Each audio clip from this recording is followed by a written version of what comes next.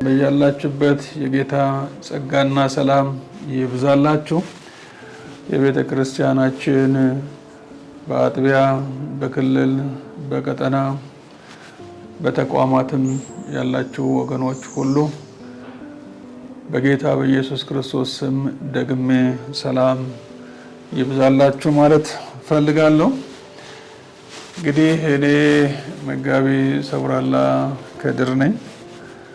የመሰረተ ክርስቶስ ቤተክርስቲያን ምክትል ፕሬዝዳንት ሆኜ ነው አሁን እያገለገልኩ ያለሁትና ዛሬ የክልል ጠቅላላ ጉባኤዎቻችን ከመገባደድ ጋራ ተያይዞ እንደገናም ደግሞ ቀጠናዎችም እንደዚሁም ደግሞ 95ኛው የመሰረተ ክርስቶስ ቤተክርስቲያን ጠቅላላ ጉባኤ ከፊት ለፊታችን ስለሚካሄድ ያንን አስመልክቶ ጥቂት የሆኑ ነገሮችን መግለጫ ለመስጠት ነው።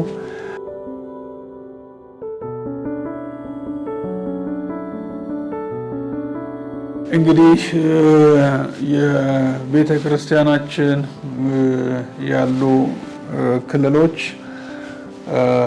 67 ናቸው።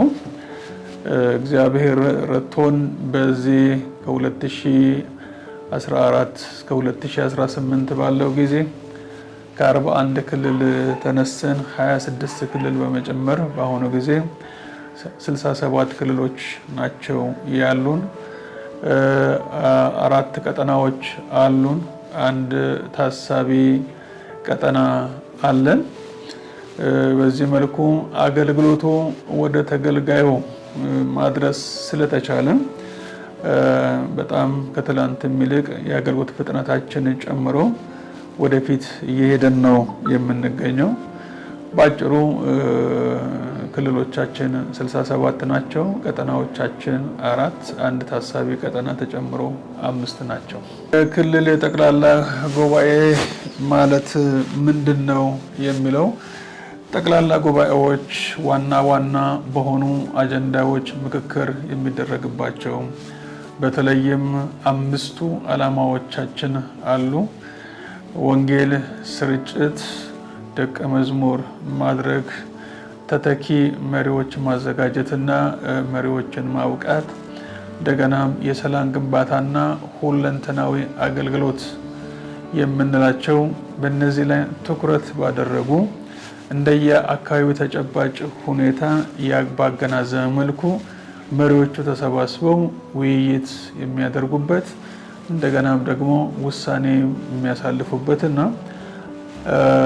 ባለፉት ጊዜያት ደግሞ የተወሰኑ ውሳኔዎች ደግሞ እንዴት ሆኑ፣ ተፈጸሙ፣ ያልተፈጸሙ፣ ካልተፈጸሙ ስለምንም ክትትል የሚደረግበት በጣም ሀገራዊ፣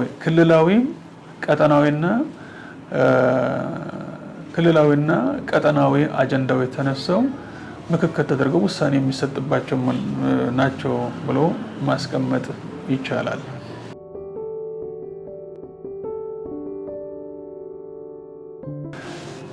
በጣም ምናልባት ትልልቅ ስራዎች ከሚባሉት አንዱ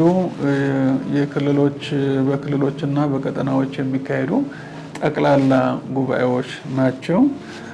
እስካሁን ባለን በ65 ክልሎችና በ2 ቀጠናዎች በአጠቃላይ 67 ጠቅላላ ጉባኤዎች ተካሂደዋል ማለት ነው።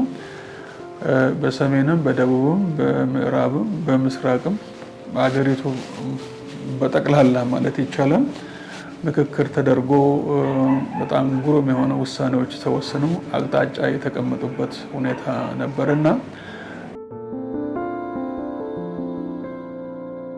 የጠቅላላ ጉባኤዎቹ ዋና አጀንዳዎች ቅድምም ጠቀስ እንዳረኩት በዓላማዎቻችን ላይ የተመሰረቱና ዓላማዎቻቸውን ትኩረት ያደረጉ ናቸው። ዓላማዎቻችን ወንጌል ማሰራጨት፣ እንደገና ያመኑትን ደቀ መዛሙርት ማድረግ፣ እንደገናም ደግሞ ተተኪ መሪዎች ማዘጋጀትና ያሉት መሪዎችን ማብቃት፣ አራተኛው የሰላም ግንባታ ነው። አምስተኛው ደግሞ ሁለንተናዊ አገልግሎት ነው። እነዚህ የተለያየ መልክም ቢኖራቸው ዋና ዋና አጀንዳዎቹ ዓላማዎቹን ትኩረት ባደረገ መልኩ በዚህ መልኩ የሚቀረጹ ናቸው። በዚህ መልኩ ነው ውይይት ጠቅላላ መሪዎች በየቦታው ውይይት የተደረገው። ምን ፍሬ ነው የተገኘው ለሚለው ግን በእውነት በዚህ ዓመት ካለፉትም ዓመት በተሻለ የተለየ ፍሬ ያገኘንበት ነው። ከ40 ሺህ በላይ የሆኑ ሰዎች ወደ ጌታ የመጡበት የድነት ትምህርት ተምረው የውሃ ጥምቀት የወሰዱበት ነው። ይሄ በጣም በጣም በጣም ትልቁ ፍሬ ነው።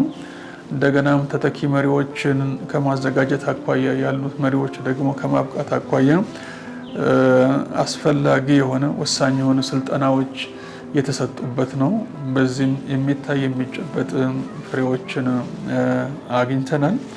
እንደገናም ደግሞ በሁለንተናዊ አገልግሎት ደግሞ ምንም ድንበር ሳይኖር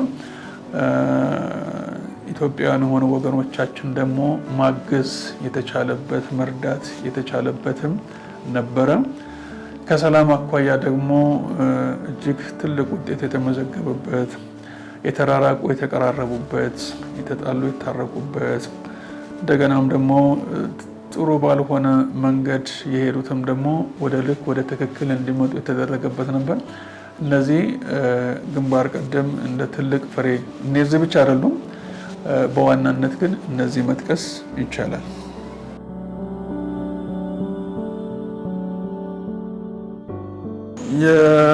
የተገኘው ፍሬ ቅድምም እንዳነሳሁት ቤተክርስቲያኒቱ ከያዘቻቸው ካስቀመጠቻቸው 5 ዓላማዎች ጋር እንዴት ይነጻጸራል የሚለው ለምሳሌ በዋናነት ወንጌል አጀንዳችን ነው።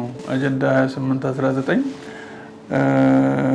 በዋናነት ወንጌል ነው፣ መሄድ ነው፣ መስበክ ነው፣ ማጥበቅ ነው። እንደገናም ደግሞ እያስተማሩ ደቀ መዝሙር ማድረግ ነው።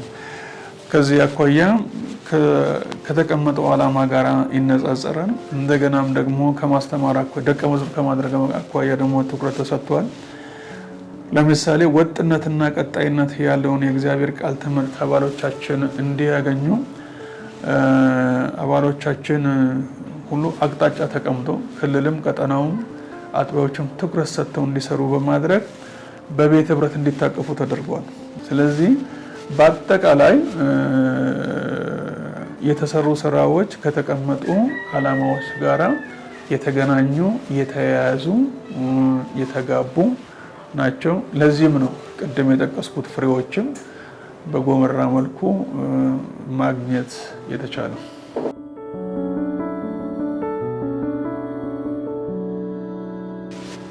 ለ95ኛው የመሰረተ ክርስቶስ ቤተክርስቲያን ጠቅላላ መሪዎች ጉባኤ ከፍተኛ ዝግጅት እየተደረገ ነው የሚገኘው።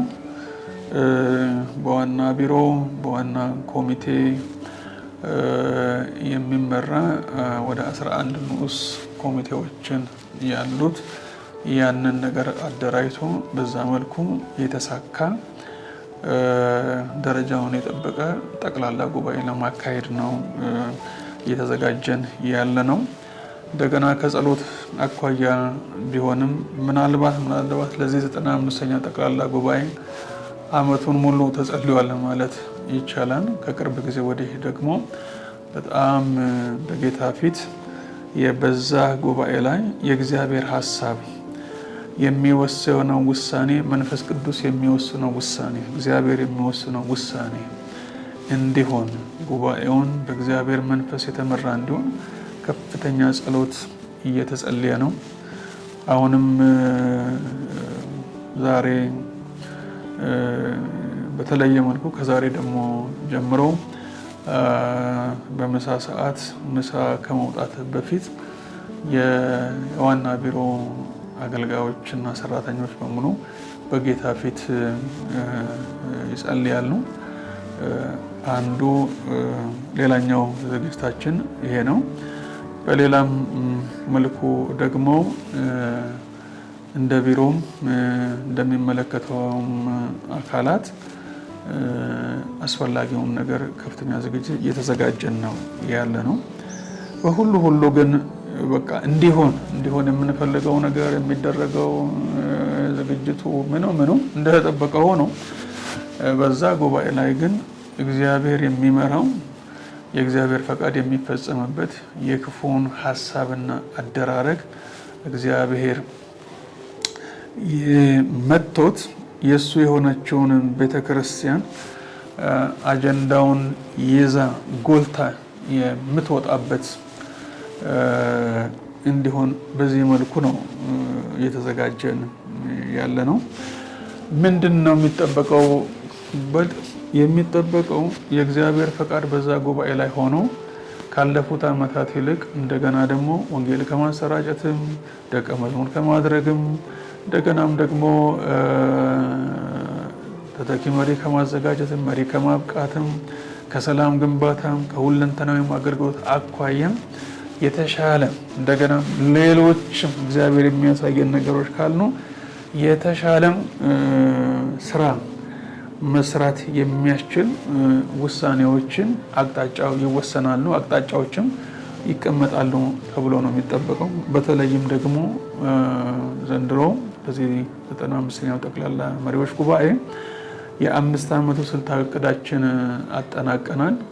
እንደገና ከ2019 እስከ 2023 ደግሞ የሚተገበር ደግሞ ስልታዊ እቅድ ለጉባኤ ቀርቦ ጉባኤው ያጸድቃል ተብሎ ነው የሚጠበቀው። በቃ በዛ ሁሉ እግዚአብሔር ረድቶን ወደፊት እንድንሄድ እጅ ለእጃችን ተያይዘን እግዚአብሔርን አክብረን ወደፊት ሊያስኬዱ የሚችሉ አቅጣጫዎች ይቀመጣሉ፣ ውሳኔዎችን ይወሰናሉ ተብሎ ነው የሚጠበቀው።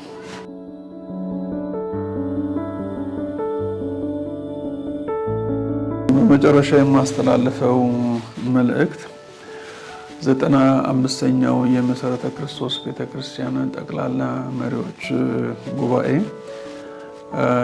የሚካሄደው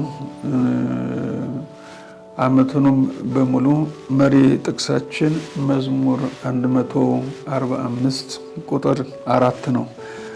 እሱን አነባለሁ። ስራህን አንዱ ትውልድ ለሌላው ትውልድ ያስተጋባል፣ ብርቱ ስራህንም ያውጃል የሚል ነው።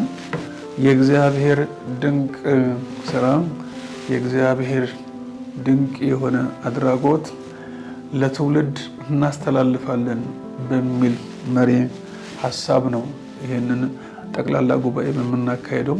ዓመቱንም ሁሉ የመሰረተ ክርስቶስ ቤተክርስቲያን 75ኛው የምስረታ በዓልም የምናከብረውና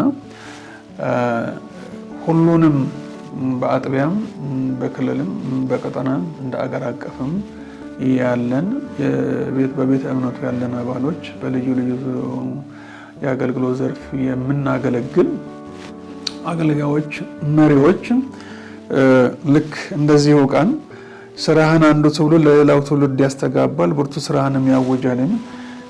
የእግዚአብሔር ስራ ለትውልድ ከማስተላለፍ አኳያ፣ ከማስተጋባት አኳያ፣ ከማወጅ አኳያ ይሄንን በተገቢ መንገድ በመረዳት በዚህ ልብ በጠቅላላ ጉባኤው እንድንገኝም እንደገና ደግሞ በእግዚአብሔር ፊትም እንድንሆን አንዱ የምለው ነገር ይሄ ነው።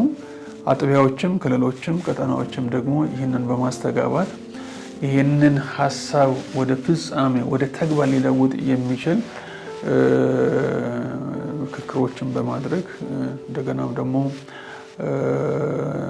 ተገቢውን የሆነ የሚያስፈልጉ ስልጠናዎችን በማድረግ ዓመቱን ሁሉ ያንን ስራ እያስተጋባን እንድናስተላልፍ፣ በተለይም ደግሞ በጠቅላላ ጉባኤ የምንገኝ ወገኖች ደግሞ ምክክሮቻችን፣ ንግግሮቻችን፣ ውሳኔዎቻችን ግን ይህንን ስራ ከትውልድ ወደ ትውልድ ወደፊት ሊያስቀጥል በሚችል አኳኋን እንዲሆን የተቻለን ነገር ሁሉ እንድናደርግ በእግዚአብሔር ፊት እንዳለና እንደ ባለ አደራ እንድናገርም እንድንወስንም ይሄ ነው በመጨረሻ ያለኝ መልእክት። እግዚአብሔር ይባርካችሁ። አመሰግናለሁ።